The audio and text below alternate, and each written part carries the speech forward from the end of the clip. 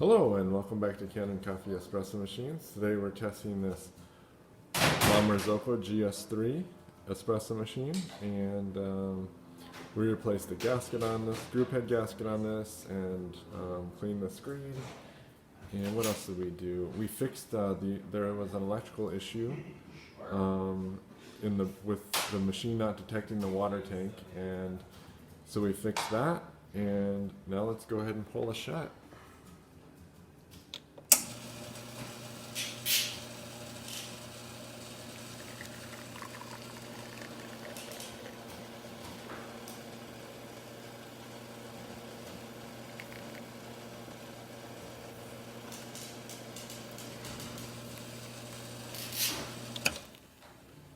So clearly I got some channeling on that one as we went really fast. It's still amazing though how much crema you get from this machine even with a shot that pulls way too fast like that.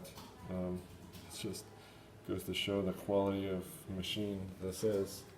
But yeah, we would definitely want to tighten up the grind on this one. I think our cleaners probably adjusted our grinder when they were cleaning by accident.